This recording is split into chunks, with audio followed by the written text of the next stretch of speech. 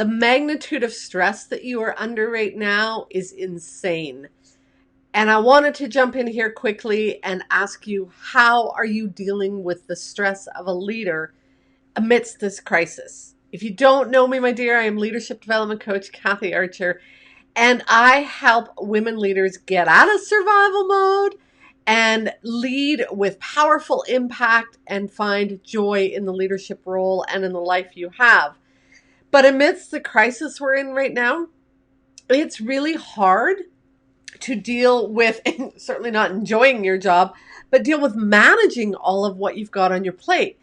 And I wanted to jump in here today because I think one of the things that you're going to forget to do today, this week, this month, is to deal with that stress that is impacting you in 3 ways that I want to talk about right now. And then I'm going to give you 5 quick strategies for how to deal with that. Here's the thing. I know what you want to do right now is power through this. I know that your goal is just to get through today, just to survive, just to manage today, this week, figure out how you need to deal with shifts and schedules and coordinate things and manage all of that.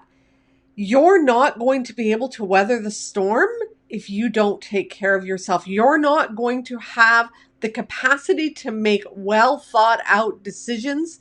You're not going to have the ability to cope with the stress level if you don't take care of yourself. So the number one way, not the number one way, but the number one way I want to talk about the way the stress is impacting you is your capacity to lead.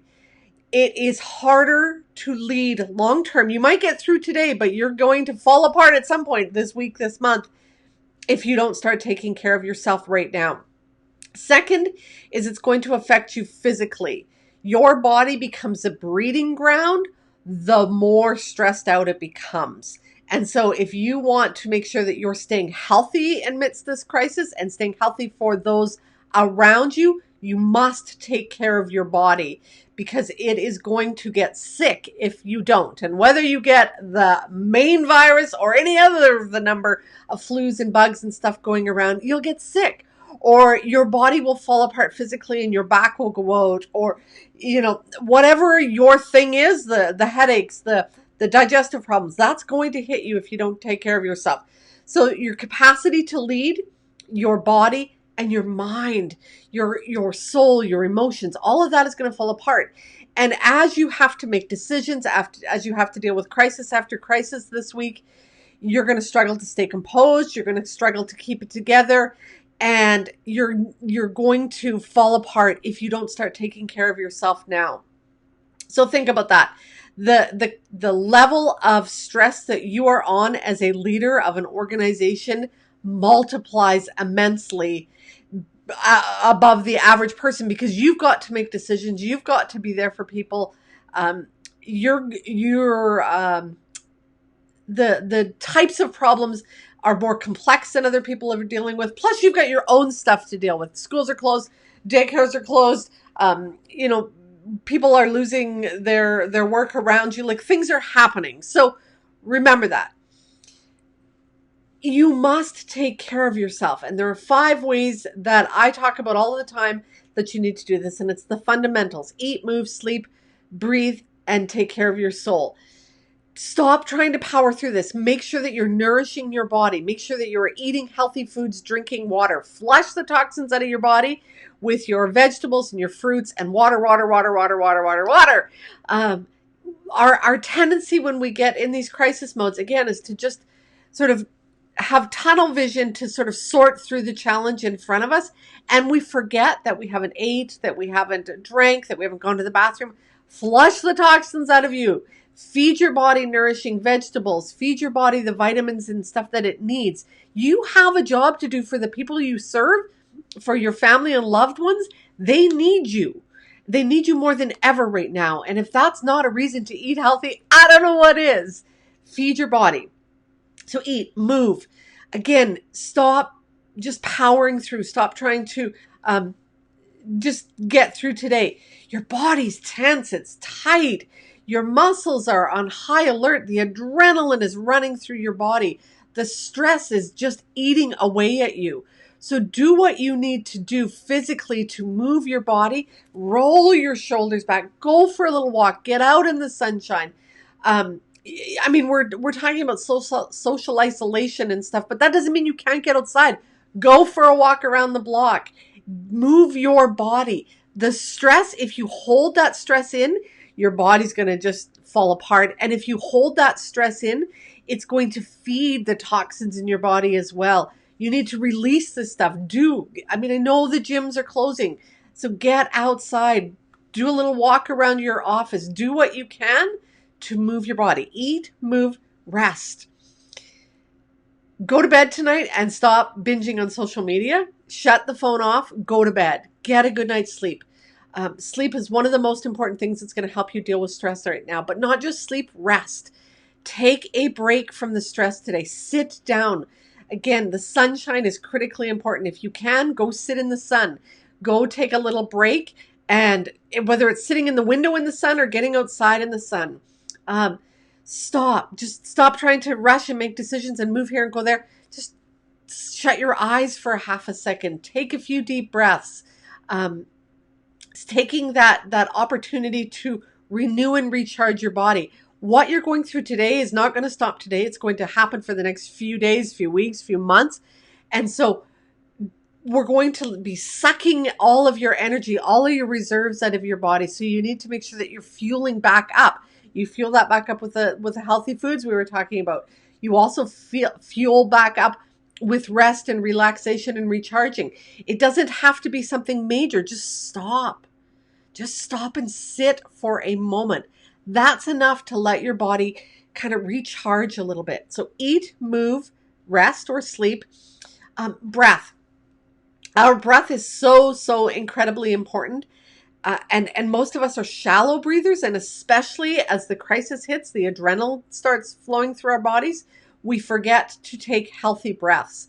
Breathing through your nose, not your mouth, is better, especially when we're trying to clean toxins out of our body. Those little nose hairs are there for a reason, and so breathing through our nose is incredibly important. Breathing down into our belly, pulling it into our diaphragm, not our chest. Our shoulders should not be rising as we breathe. Into our bellies and expand our bellies. And here's the critical thing about breath work. It's the exhale. Suck it in so that your tummy becomes a C. And again, breathe it out through your nose. But breathe out every last piece of air. Push it out. Get it out of your body. Your body eliminates more toxins through a healthy breath than any cleanse could ever do. It's the exhale that's getting rid of all of that in our body. And most of us are still holding a lot of unhealthy air in our bodies. We're not cleaning it all out. So learn to do that breath and get that full breath out of your body. In through your nose, out through your nose, deep down into your belly. Expand your diaphragm. Use your diaphragm really, really strong. Suck it in, push it all out through your nose again. That's going to help you do that. It's also going to calm your nervous system. It's also going to get you out of fight-flight mode, and it's going to put you back into what's called rest and digest mode. We need to activate that part of our body that releases the adrenaline. We were designed to have adrenaline surging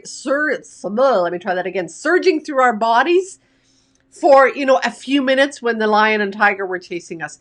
Not 24 hours a day, 7 days a week. And that's what's going to happen if we're not careful. Your body is going to be so full of adrenaline that it's going to impact the health of your body. And again, this is why it's so important for you to think about this. You need to be able to make effective decisions as a leader. You cannot do that when your stress is on overload. You need to be taking care of your physical body, or it's going to become a breeding ground for the unhealthy toxins, and we do not want that. And you need to be taking care of your mind, your body, your soul, that part of you physical hugs. We're lacking physical hugs right now. If you're still connected to people in your house, please hug them. We need to be doing that part. And that's the fifth piece. So eat, move, sleep, breath work, and then the final piece is feed your soul. It's part of the fundamentals of well-being. It's part of the fundamentals of maintaining the energy and the ability, the stamina long-term to deal with the stress that's in your life right now. Again, incredible stress that you're dealing with. And so you need to do this work to make sure that you are taking care of yourself. If you have any questions, if you are on the live session or after, pop them in. I will answer them.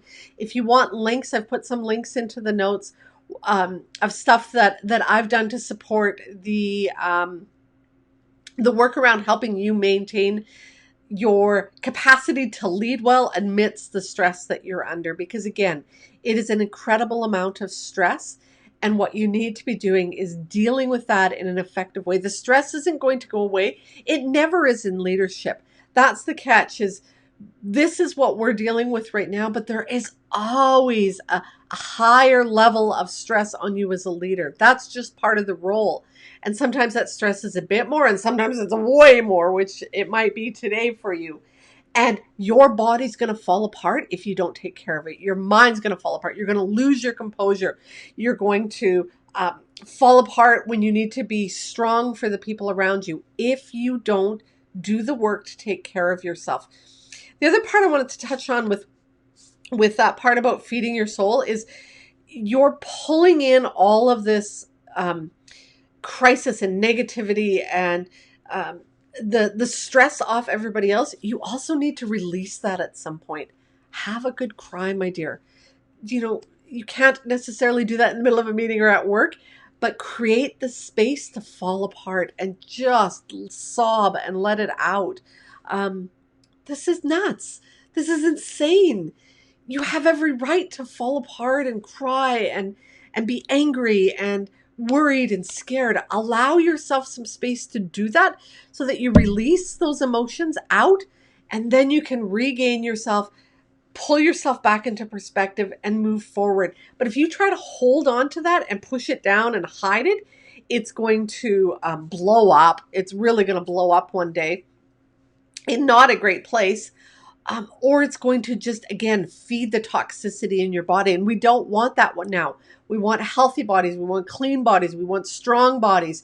We want to be able to endure everything that's going on in our decision making, in our emotions, in our physical health, and to be there for other people. So do the work you need to do to strengthen yourself. Share this video if you think that there are other people in your team or your families that need to hear that.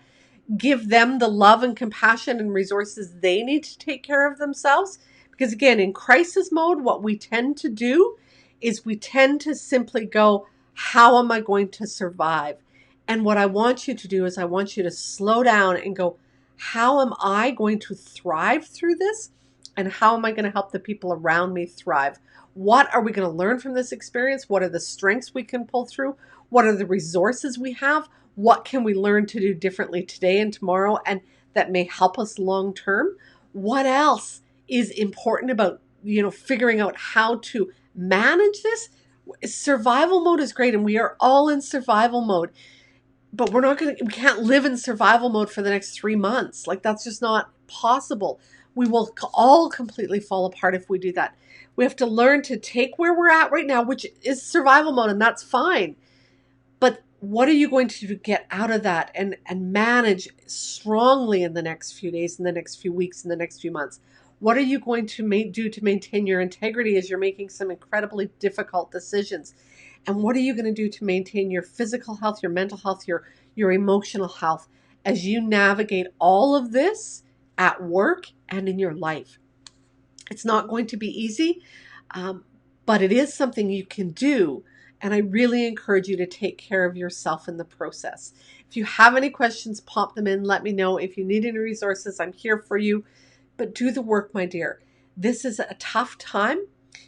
The people around you need you. You need you. So do the work you need to do to take care of yourself.